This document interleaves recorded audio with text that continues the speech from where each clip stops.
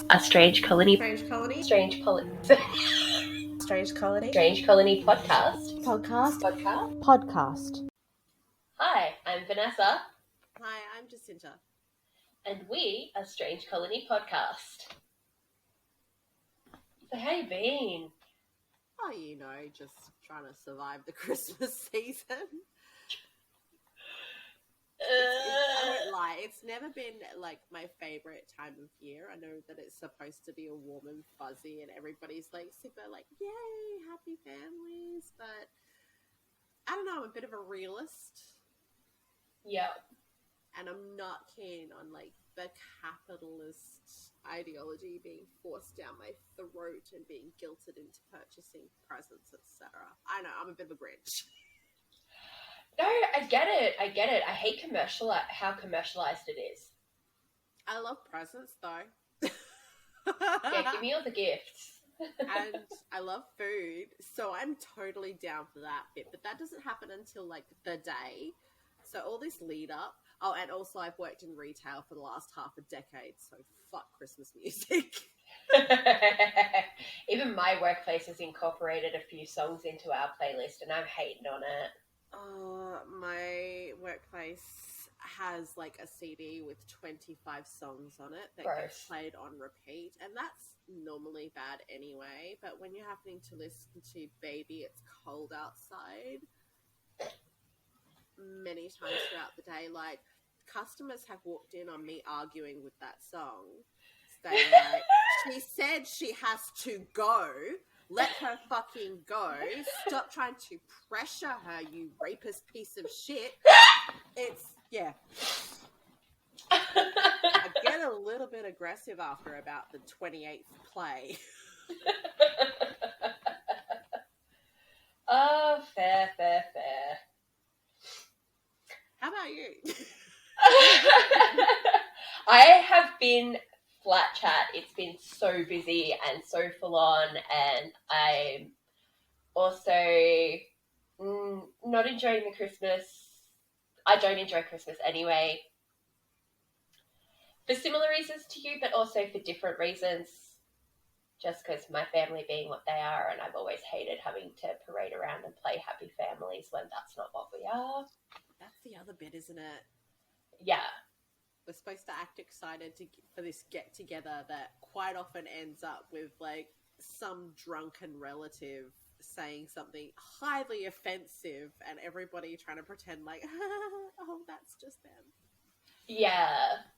Like, I've been working this year on myself and my son spreading a lot of Christmas cheer, but then I'm also like, why do we restrict it to one point of the year? Why not just, random acts of kindness and make each other feel good all through the year? Yeah.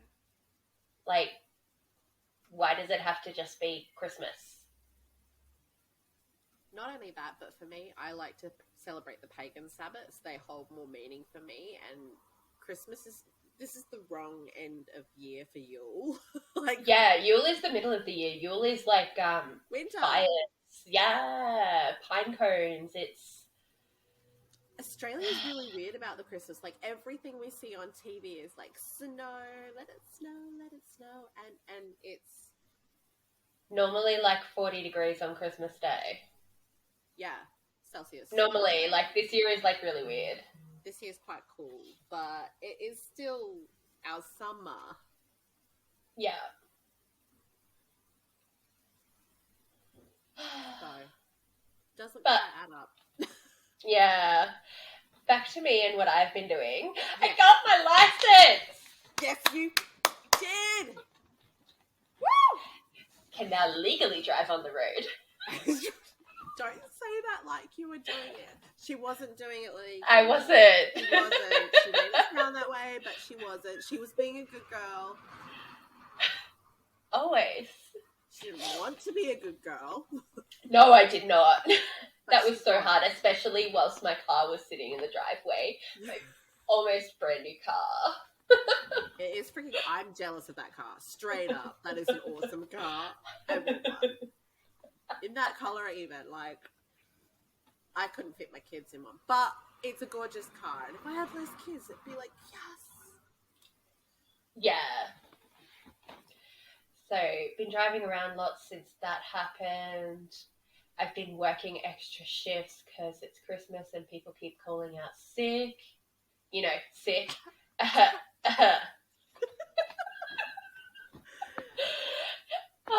So, I was smart a couple of months ago and booked annual leave 2 weeks out from Christmas. Just a couple of days because I'm not an asshole. Savage. At least they let you book annual leave. A lot of places don't allow annual leave. Not that that's legal, but a lot of places don't let you book leave during December. Most of our staff have already had their holidays and annual leave for the year. And because I was only taking 1 day, I'm a new employee up until today. I'd only ever had one sick day and otherwise have never had any time off, always come in when called, blah, blah, blah. Yep. You've been a model employee. Exactly. So if they were going to deny me 1 day of annual leave, giving me a 4-day weekend, that makes them the dick. I don't see that would be a problem for them, but yeah. Given the way Mondays have been lately, there is absolutely a problem with it, but they wouldn't have known it at the time because they're not down on the floor. Ooh. Shots fired. Shots fired. Shots fired. And we will not be naming the company because that's not okay. No, but if you're watching, you know who you are. I'm not mad. Damn, you are savage today. So first we've shat on Christmas, then we've shat on our employers. Now what?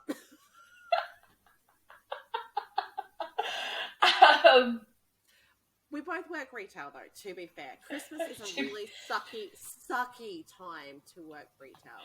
And admittedly, I'm still on mat leave, but I've done a lot of Christmases and I am forever traumatized.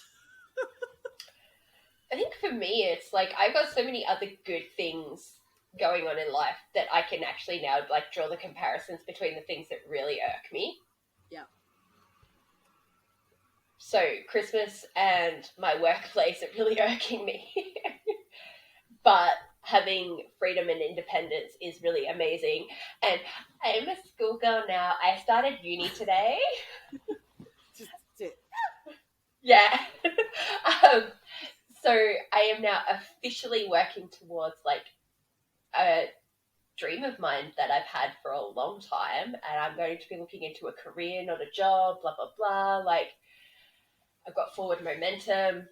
Girl is kicking all the fucking goals. Yeah, and my workplace is really stagnant lately. Like, they've stagnated my own growth within the company, so I'm mad. Yeah. That is fucking awesome. And me and our 2 fans are super fucking proud of you. Thank you. So I'm going to be studying psychology. There's fodder there. There is, absolutely. But in the interest of being the supportive best friend. Oh, you're not going to lay it on me? No. I'm kind of disappointed. I'm actually, okay. Well, tell me how you feel about that. So, I decided I actually started this one out as I was going to do like a particular bombing in Australia, and then I went on a tangent. So I'm now going to bring you a mini-series. Fucking relatable. And I am going to do a mini-series of terror attacks in Australia over the years. Okay. Ominous. I'm here for it. And I was going to start out as just bombings, but the terror attacks evolved into stabbings and all sorts of fun things. So I was just like, we'll do that too. Where along the line does the Lint Cafe get a mention?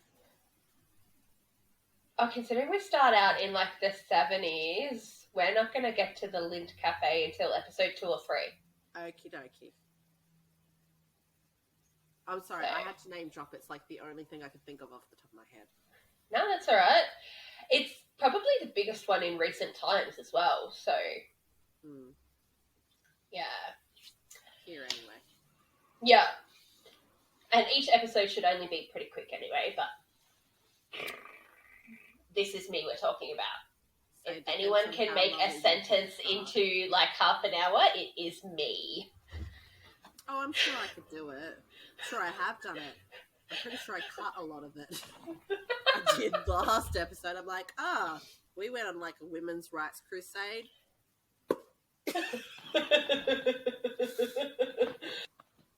So, the first one is the Sydney Yugoslav General Trade and Tourist Agency bombing in 1972. Say that fast 3 times.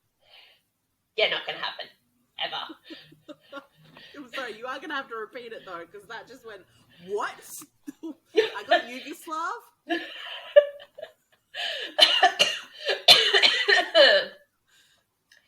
Sydney Yugoslav General Trade and Tourist Agency bombing.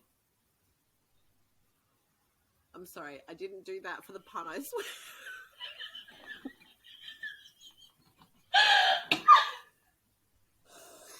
That might be considered a little insensitive.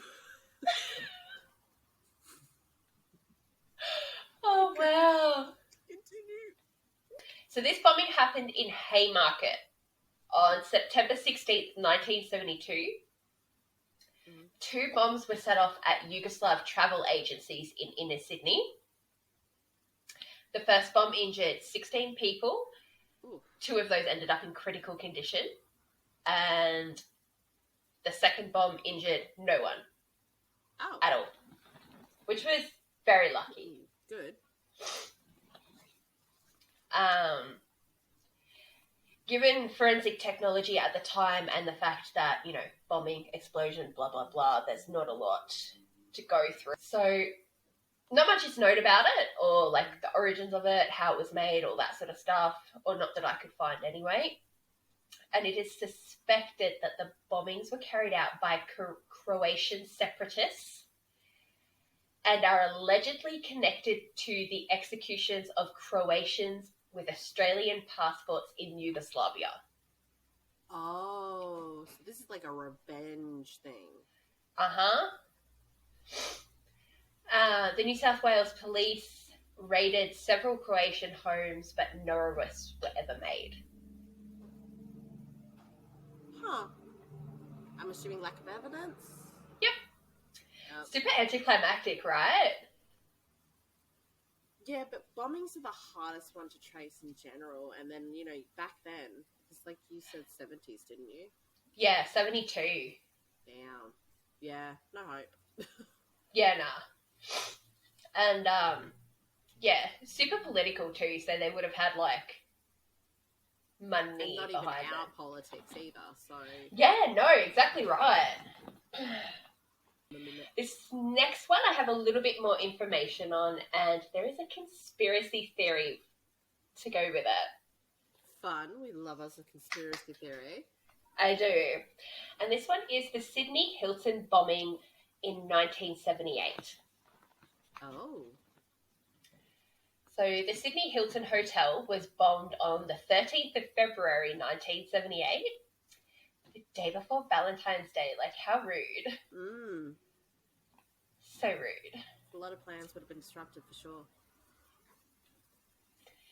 One bomb was exploded outside the Hilton Hotel, and at this time the hotel was the site of the first Commonwealth Heads of Government regional meeting.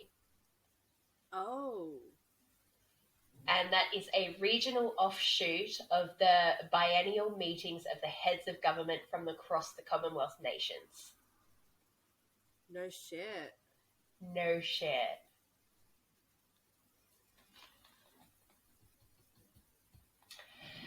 This bomb was hidden in a rubbish bin and was exploded when the bin was emptied into a garbage truck at 12:40 a.m. Now, this is the days of the old school garbage trucks where they have like the old compactors, the bins get emptied into the back, you've got 2 garbage men hanging off the back and a driver. Yeah. So, sadly, this bomb killed two men, Alec Carter and William Favell, who were the garbage collectors of that bin. Well, that sucks. It really does. So, they wouldn't have even been the intended victims of that bomb. No.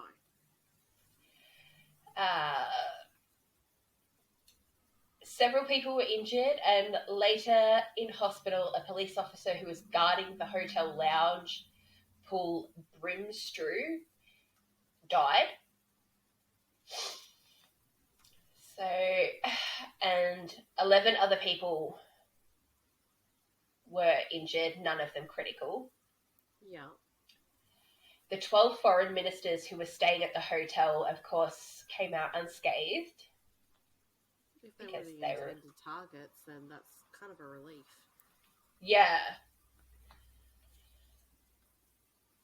So, it's just sad that the people who did get injured were someone assigned to protecting the hotel and two people, low-income earners, who were just trying to do their job. I have a pun there, but it's terribly insensitive. Yeah, maybe not then. No. Australian Prime Minister Malcolm Fraser had the Australian Army called out for the remainder of the meeting's duration to ramp up security and all that.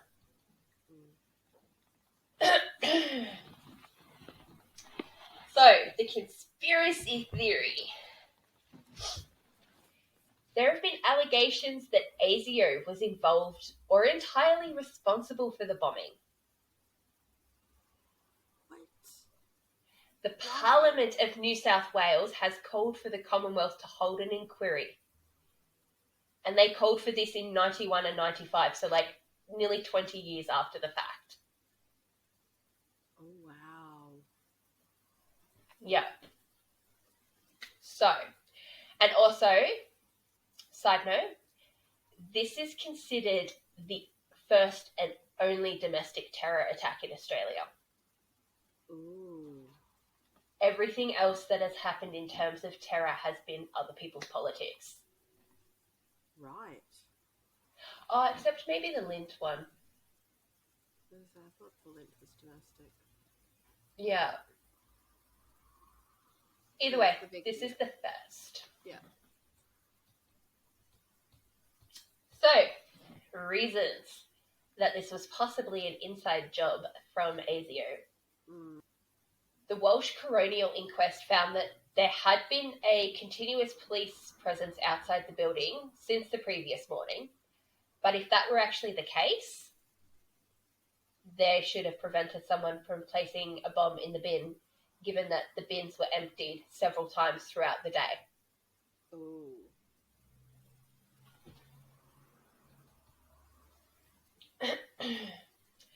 There was an ABC documentary called Conspiracy, and Bill Ebb, who was the garbage truck driver, claims that the bins would be emptied several times during the day, but police prevented them 3 times earlier. Oh. And that was even though the bins were apparently overflowing. John Hatton, and I can't find out who he is in relation to this, also stated in Parliament that the garbage bin had not been searched for bombs, which would ordinarily be a procedure for an event of that calibre. Yeah. Army explosive detection dogs were supposed to be used for the event. Again, standard SOP, or more to the point, SOP, because S is standard. Anywho, but handler Keith Burley said they had been called off a few days before the event. No dogs and, explosive detection dogs, and there should have been. And they were only called off a few days prior to the event. So weird. No forensic evidence could be obtained from the fragments, as they were dumped at an unrecorded location.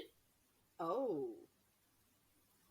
William Reeve Parker had provided a stat deck in 1983 stating that an army officer had planted the bomb by switching the rubbish bins a day earlier. He says he didn't know who the officer was and he was never called as a witness at the coronial inquest. Right. It's a pretty big accusation. It's massive. But wait, there's more. Of course there is. Inspector Ian MacDonald, who was the officer in charge of police directly after the bombing, claimed there was a cover-up. Mm-hmm. He didn't back that up any other way that I could find, but... Sure. Yep. Andrew Tink, in 1995, claimed there were allegations that former Attorney General of New South Wales Frank Walker and federal government Senator Gareth Evans had been told by CSIRO scientists that ASIO had pressured them into making 2 fake bombs in the week before the bombing, and the bombs wouldn't explode unless they were in a garbage compactor. Which then begs the question, who were the intended targets, if that was the case? Was there an intended target? Well, yeah.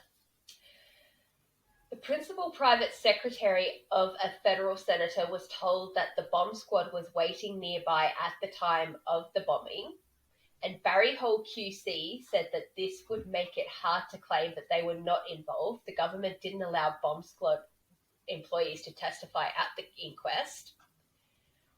And I don't know if you know, but Barry Hall QC, like, he is very high profile of our QCs. Okay. Involved in, like, yeah, lots of big stuff. Right. It's not the first time I've come across his name. I'm quite familiar with him from since I was little. Right. Yeah. Damn. Sergeant Horton said that he saw an occurrence pad entry that showed that the warning call was received at 12:32, which was 8 minutes before the bomb actually exploded. Oh. It wasn't relayed instantly to the police out front. But at the inquest, other versions of this pad were shown, each timing the call at 12:40. Uh-huh. Uh-huh. That one to me reeks of cover-up.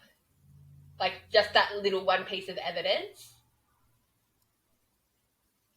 I've always got to wonder, though, why are they so poor at covering it up? Because all you need in a court of law is reasonable doubt, and it's the same way our governments lead us now. It's that there just needs to be enough doubt. If they want to deny something, they just need to create enough doubt. They don't have to convince you. They just need me to ask this question. Yeah. You don't need to be convinced. You just need to be not sure. Damn.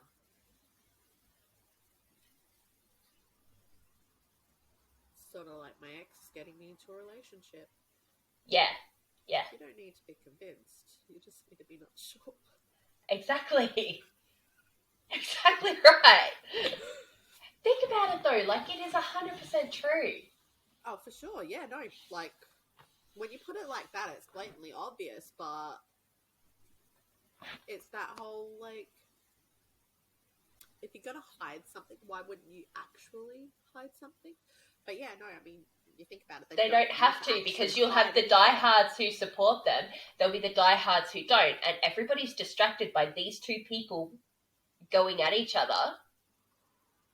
And either way, as long as there's no actual proof, there'll be no actual consequences. Exactly. Ew.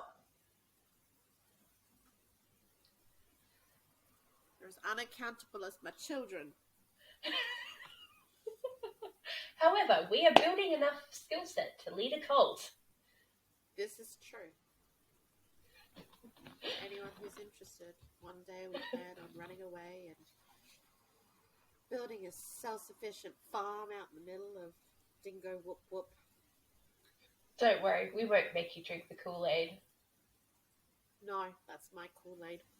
I don't share the Kool-Aid.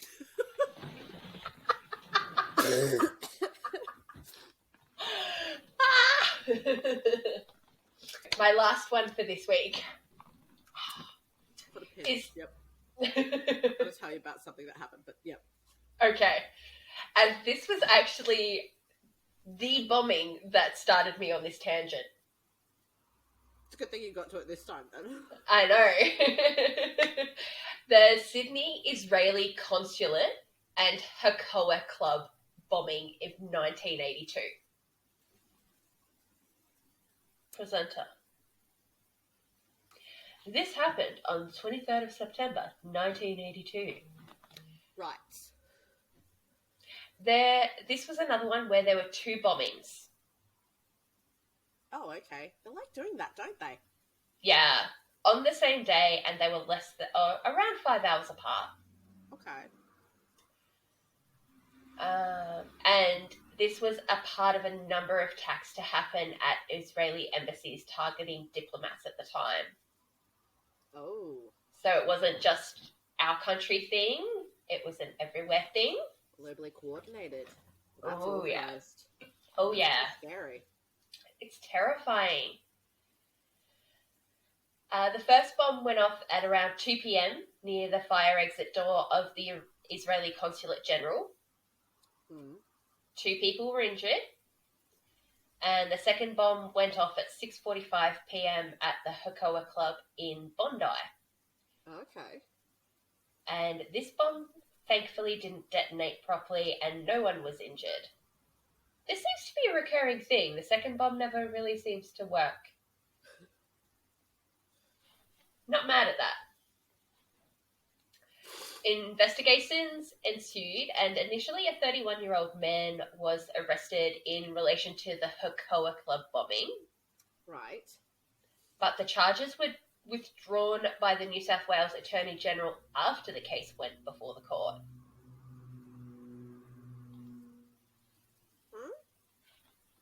I don't know why. Okay. And in 2011, police announced that they had new leads and were reopening the case. Oh. Nothing has come of that, and there is currently a $1 million reward offered to anyone with significant information. Okay. And that's where that one stands. Oh. That's it. That $1 million reward was only offered... yeah, the $1 million reward was only offered not even a week ago. Like, wow. that is new news. Oh. I missed that. Do they have any idea of the motivation? I'm going to jump straight to assuming that it's because of the political issues in the Middle East. Again, I couldn't find anything because it's still an active thing, but it's fair to assume so. And given that one of the bombs went off at the Hakoah Club, yeah, that would have to be religiously and politically motivated. So we're thinking possibly Palestinian? Possibly, yeah. It's against Jewish people, so yeah. It's the first thing you'd think of, isn't it? Yeah. I do have one more if we have time. So I told lies, I've got one more. One more. And it's the Russell Street bombing of 1986. On the 27th of March 1986, the Russell Street Police Headquarters complex in Melbourne was bombed. Way.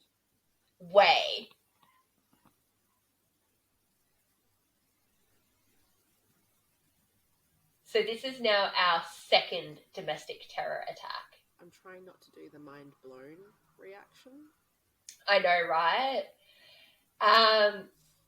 Sadly, Angela Rose Tyler died from the explosion and was the very first policewoman in Australia to be killed in the line of duty. Oh, shit. Due to this act, and 22 other people were injured. And this is one of those, I'm really mad about this one. Oh? The reasoning. But I'll get to that in a sec. The bomb was crafted from stolen materials from Tyrconnell Mine. Several men were arrested in relation to the bombing. They are some of them are Stanley Taylor and Craig Minogue, who were convicted of murder and other offences in relation to the bombing. And there was Peter Reid and Rodney Minogue, and they were both acquitted of any offences whatsoever, but Reid was convicted of offences relating to his arrest because, of course, he's a dick and had to have a shootout, and an officer was wounded during said shootout. Getting real fuck the po-po vibes here. Yeah, it really is. Massive douche canoes. The bomb was hidden in a stolen 1979 Commodore. Didn't get much more Australian than that. Sorry. Yep, you caught me off guard with that, but yep. But also, the design of the office building enhanced the impact of the bomb. So instead of just boom, it essentially made it act like a claymore. Wow. Yeah. And the motive for the bombing was revenge against the police. For what? They kept on, breaking the law and getting themselves into trouble. Uh-huh.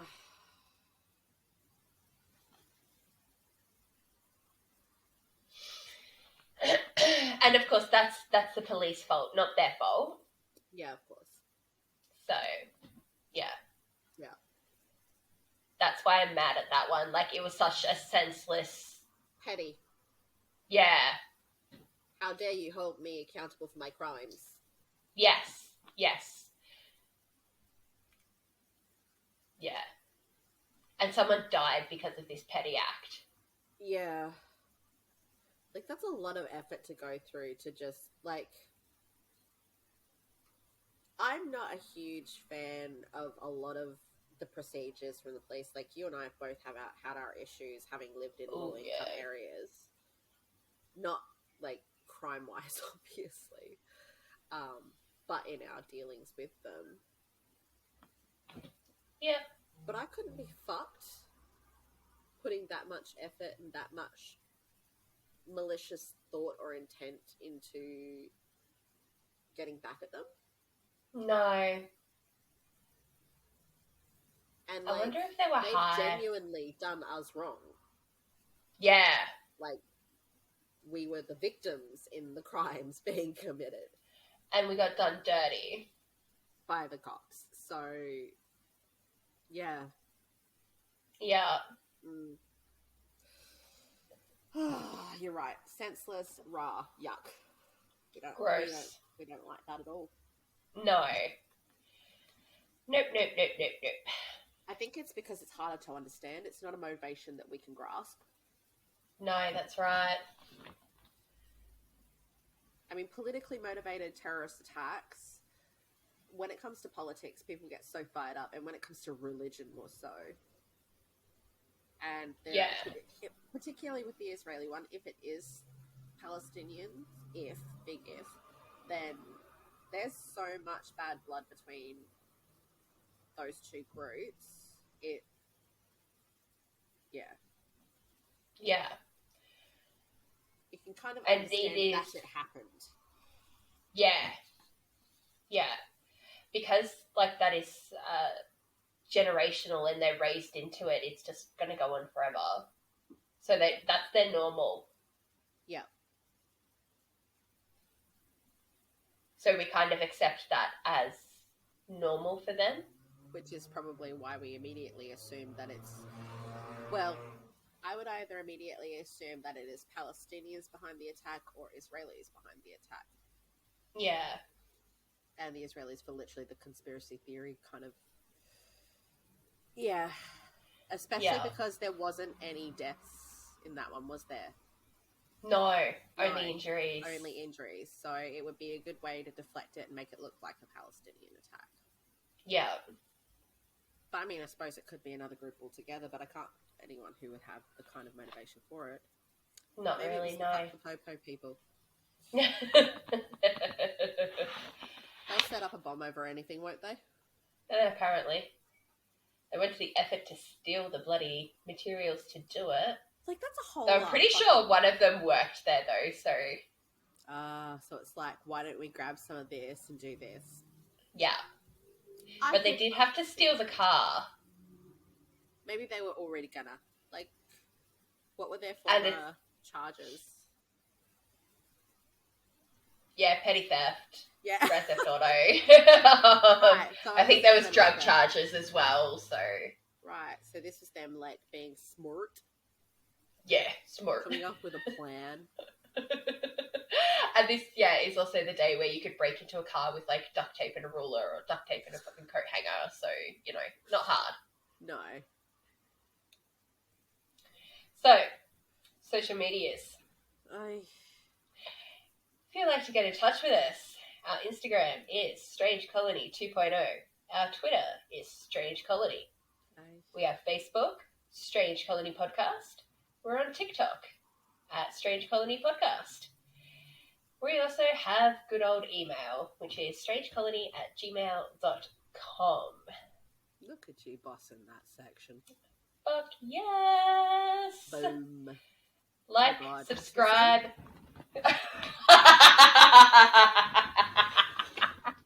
No, because I laughed. It's fine. So yeah, give us a like, subscribe, comment where you can. All that crap. If it's about bad bomb puns, then suck it up. I've been real combative towards our potential viewers lately.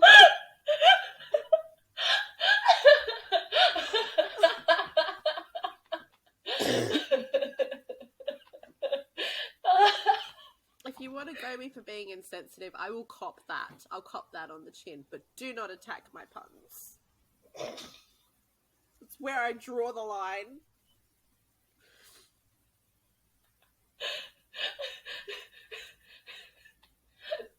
That's where she pulls the grenade pin. Yeah, pulling the pin on it. Alright, I think we should go. Doesn't bomb.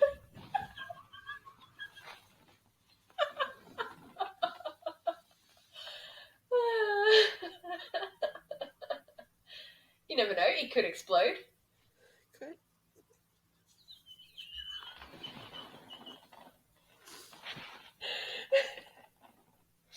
Could be the one that really goes off.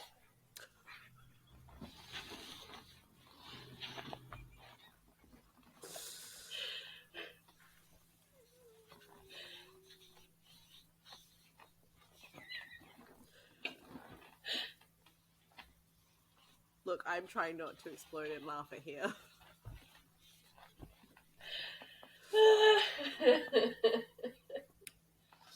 Alright.